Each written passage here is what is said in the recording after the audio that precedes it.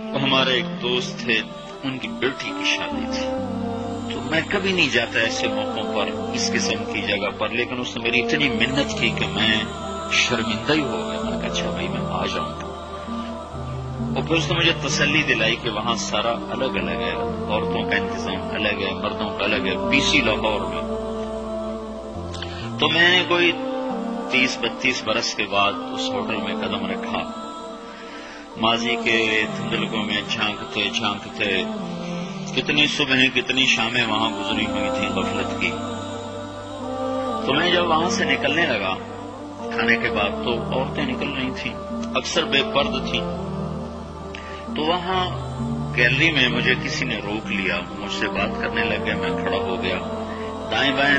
کچھ اور عورتیں کھڑی تھی، اتنے میں سب کی نظر پیچھے لگی،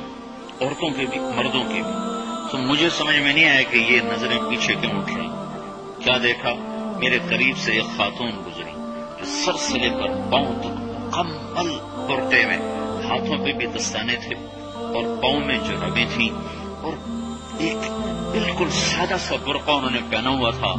جب وہ گزری ہے تو ایک دم سناٹا چھا گیا، سارے عورتوں پر بھی سارے مردوں پر بھی۔ تو مجھے اس وقت خیال آیا کہ یہ حق ہے، یہ سورج جب چمکتا ہے تو ہر ایک کو اس کی روشنی نظر آتی ہے۔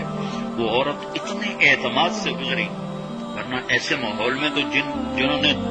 پردے کیے ہوتے ہیں وہ پردے اتار دیتے، سر سے دوپٹے اتار دیتے، وہ اس میں اس طرح گزری، سب کی نظریں شرم و حیا سے جھک گئیں۔ وہ عورتیں جن کے دوپٹے کہیں جا رہے تھے ان کی بھی نظریں شرم و حیا کی وجہ سے جھک گئیں۔ یہ مسلمان عورت کی پہچان ہے، یہ فاطمہ کی بیٹی ہے، یہ خدیجہ کی بیٹی ہے، یہ مغرب کی ننگی بیٹی نہیں ہے کہ جہاں ماں بیٹی کا تصور ختم کر دیا گیا ہے، اب وہ گندگی ہماری طرف پھینکنا چاہتے ہیں، وہ ہمیں یہ گند چاٹنے پر لگانا چاہتے ہیں، اور ہم اللہ کی محنت کر رہے ہیں، یا اللہ تو اس نظام کو توڑ دے، ہماری تو بے بسی ہے، ہماری بیٹیوں کے سر سے دوپٹے اتر گئے، کپڑے مختصر ہو گئے، عجب حال ہے۔ حیا پتہ نہیں کہاں ہی روٹ کے چلا گیا، نظر ہی نہیں آتا۔ پہاڑوں میں جا کے بھی ڈھونڈا، وہاں بھی نہیں ملا،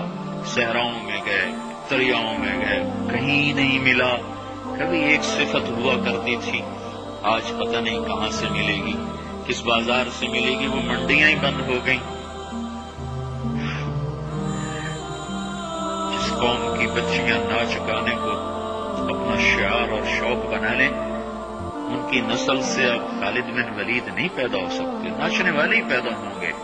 محمد بن قاسم نہیں پیدا ہو سکتے، طارق بن زیاد نہیں پیدا ہو سکتے۔